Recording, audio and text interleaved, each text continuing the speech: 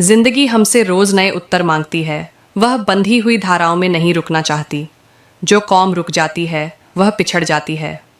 महात्मा गांधी का राजनीतिक योगदान तो सभी को पता है, लेकिन उनकी आध्यात्मिक क्षमता के बारे में बहुत कम लोग जानते हैं। ओशो ने महात्मा की विशेषता का बखान करते हुए कहा है, गांधी एक अनूठे आदमी थे।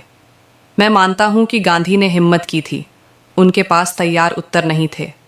हिंदुस्तान में अगर पिछले 2000 वर्षों में किसी आदमी ने इसके जीवन को गति दी तो वह गांधी जी थे। और गति देने का एकमात्र कारण था कि उनके पास तैयार उत्तर नहीं थे। उन्होंने जिंदगी को जीने की कोशिश की, जिंदगी का सामना करने की कोशिश की। जिंदगी से जूझकर जो उत्तर आया वह उन्होंने दिया। गांधी जी ने कहा, उनकी वाणी सर्वज्ञ की नहीं है, एक खोजी की वाणी है। इसलिए उन्होंने अपनी जीवनी का नाम दिया सत्य के प्रयोग। सत्य की उपलब्धि नहीं, भूल चूक की आशंका है इस प्रयोग में। महात्मा गांधी ने अपने शरीर के साथ भी बड़े प्रयोग किए। शरीर को कैसे और कितना उपयोग करना है, अपनी शक्ति को कैसे बचाकर रखना है ताकि संकट के समय वह काम आ जाए। एक अंग से अगर काम कर रहे हैं तो बाकी अंगों को विश्राम में जाने दें। यदि पैरों से काम ले रहे हैं तो फिर उनसे ही काम लें।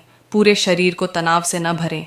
उसका परिणाम यह होगा कि आप में एक शक्ति का स्रोत निर्मित होगा। गांधी जी हमेशा तलवार की धार पर जीते थे, इसलिए उन्हें तटस्थ और स्थिर प्रज्ञा होने की आवश्यकता थी। ये गुण उनके भीतर सहज ही समाये हुए थे। ऐसा हुआ, गांधी जी 1942 के आंदोलन में पकड़े गए।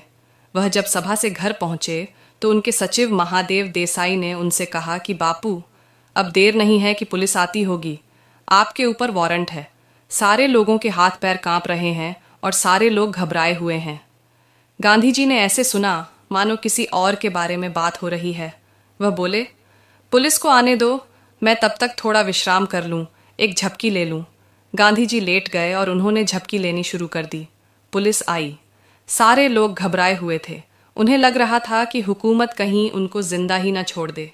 लेकिन गांधी जी ने शांति से कहा, मेरे नींबू पानी का वक्त हो गया है, नींबू निचोड़ दो। वह शरीर में जी रहे थे, लेकिन शरीर को पकड़े हुए नहीं थे। जेल भी जाना पड़े तो क्या, अभी तो दोपहर की झपकी का वक्त है, उसे क्यों छोड़े। शरीर कहीं भी हो, मन को तो शांत रख ही सकते हैं।